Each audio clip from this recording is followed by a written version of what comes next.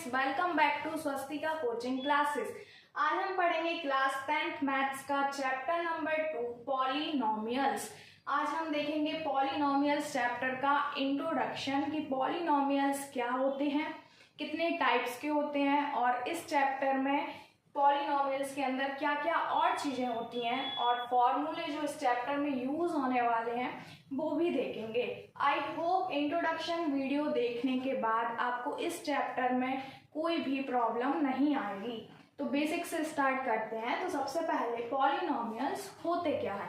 देखो, अगर कोई भी नंबर और अल्फ़ाबेट साथ में लिखा होता है तो उसको बोलते हैं पॉलिनोमियल। कोई भी नंबर और अल्फ़ाबेट साथ में लिखा होता है तो पॉलिनोमियल। जैसे मैंने लिखा 2x, तो ये है हमारे पास नंबर, ये है हमारे पास अल्फ़ाबेट।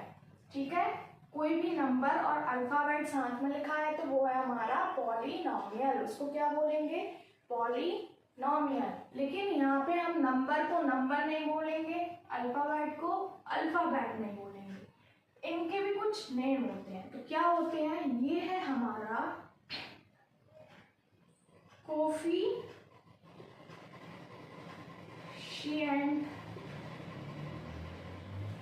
ये क्या है? 2 हमारा कोफिशिएंट, और ये है हमारा वेरिएबल। ये क्या है? वेरिएबल। ये है हमारा कोफिशिएंट, ये है हमारा वेरिएबल। 2 क्या है? कोफिशिएंट, x क्या है? वेरिएबल। इतना समझ आया?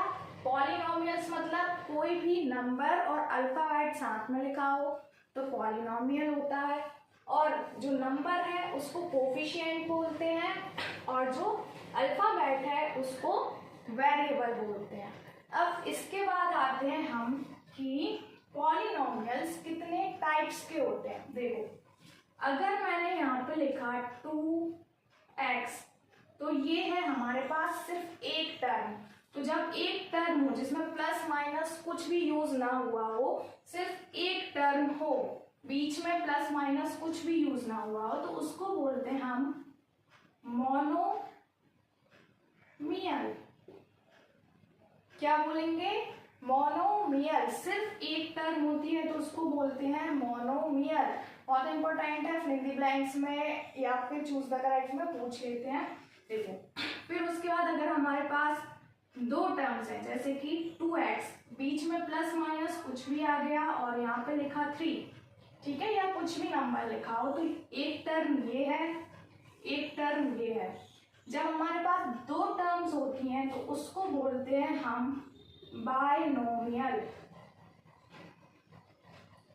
Binomial, okay. और ऐसे ही अगर हमारे पास 3 टर्म्स हो जाती हैं, जैसे मेरे पास लिखा है 2x² माइनस 3x प्लस 2, ये लिखा हुआ है, तो ये हमारे पास कितनी टर्म्स हो गई? अगर प्लस माइनस बीच में आते हैं तो वो हमारे स्टेशन है, वहां पे हमें रोकना है। ठीक है, एक टर्म स्टेशन, दूसरा टर्म स्टेशन, तीसरा टर्म। ठीक है, तो इसको हम बोलेंगे ट्राइनोमियल। जब 3 टर्म होती हैं तो उसको क्या बोलते हैं? ट्राइनोमियल। आई होप समझ में आया होगा। पॉलिनोमियल क्या होता है? जब कोफिशिएंट और वेरिएबल साथ में लिखे हों तो उसको बोलते हैं पॉलिनोमियल। और पॉलिनोमियल्स कितने टाइप्स के होते हैं? तो 3 टाइप्स के। देखो कौन कौन से? एक टर्म अगर लिखी हुई है तो मोनोमियल बोलेंगे, 2 टर्म्स लिखी हुई हैं 2x और 3 तो बायनोमियल बोलेंगे, और 3 टर्म लिखी हुई हैं तो ट्राइनोमियल बोलेंगे। ठीक है, इतनी सी चीज समझ में आई। फिर उसके बाद आता है हमारे पास डिग्रीज। ठीक है, डिग्री किसको बोलते हैं? मेरे पास अगर लिखा है 2x² प्लस 1, पहले तो मुझे ये बताओ कि ये कौन से टाइप का पॉलिनोमियल है? मोनोमियल है, बायनोमियल है, या फिर ट्राइनोमियल है? तो ये है हमारे पास बायनोमियल। क्यों? क्योंकि इसमें 2 टर्म्स हैं, अब डिग्री किसको बोलते हैं? डिग्री किसको बोलते हैं? What is degree? देखो जो हमारे पास वेरिएबल होता है, ये क्या है हमारे पास? वेरिएबल। जो हमारे पास वेरिएबल होता है उसके ऊपर जो भी पावर लगी होती है, वेरिएबल के ऊपर जो भी पावर लगी होती है उसको बोलते हैं डिग्री। इसको क्या बोलेंगे? डिग्री। समझ गए? वेरिएबल के ऊपर जो भी पावर लगी होती है उसको बोलते हैं डिग्री। वेरिएबल के ऊपर जो भी पावर लगी होती है उसको बोलते हैं डिग्री। तो हमने क्या क्या समझा? सबसे पहले पॉलिनोमियल किसको बोलते हैं? एक नंबर होना चाहिए, एक अल्फाबेट होना चाहिए। नंबर को बोलते हैं कोफिशिएंट, अल्फाबेट को बोलते हैं वेरिएबल। ठीक है। फिर पॉलिनोमियल्स कितने टाइप्स के होते हैं? तो एक टर्म है अगर तो मोनोमियल, दो टर्म है तो बाइनोमियल, तीन टर्म है तो ट्राइनोमियल। उसी के साथ डिग्री किसको बोलते हैं?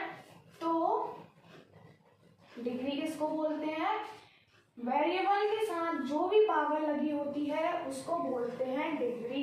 वेरिएबल के साथ जो भी पावर लगी होती है उसको बोलते हैं डिग्री। जैसे कि मैंने बोला 3x की पावर 4 माइनस 2x3 प्लस 4, या फिर यहाँ पे लिखो 2। ठीक है। तो अगर मैं पूछूं कि यहाँ पे डिग्री क्या क्या है, तो यहाँ पे क्या डिग्री होगी? x की डिग्री यहाँ पे होगी 4, यहाँ पे x की डिग्री क्या होगी? 2। समझे? तो डिग्री वेरिएबल के ऊपर जो पावर लगी रहती है उसको बोलते हैं डिग्री। टर्म्स किसको बोलते हैं? जहाँ प्लस माइनस आ गया वहीं टर्म टूट जाती है। तो ये एक टर्म, ये दूसरी टर्म। आई होप इतना समझ में आया होगा। अब कोई भी इक्वेशन को हम एक जनरल फॉर्म में लिखते हैं, तो वो जनरल फॉर्म क्या होती है?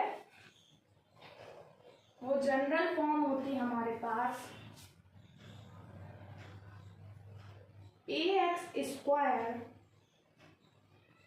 Plus bx plus c equals to 0।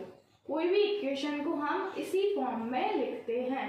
कोई भी इक्वेशन को हम इसी फॉर्म में लिखते हैं, याद रखना। जनरल फॉर्म ऑफ इक्वेशन क्या होता है? ax² plus bx plus c। यहाँ पे हमारे पास a क्या है? कोफिशिएंट। ठीक है। x क्या है? वेरिएबल। स्क्वायर क्या है? डिग्री। ओके। ये क्या है? कोफिशिएंट। ये क्या है? वेरिएबल। और ये क्या है हमारे पास? कांस्टेंट। कांस्टेंट मतलब कोई भी नंबर, सिर्फ नंबर जिसके साथ अल्फाबेट ना लिखा हो।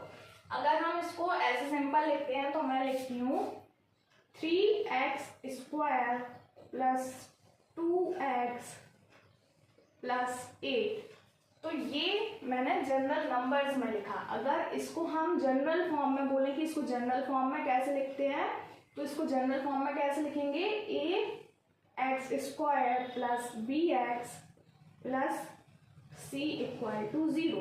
तो ये होती है जनरल फॉर्म। आई होप समझ में आया होगा।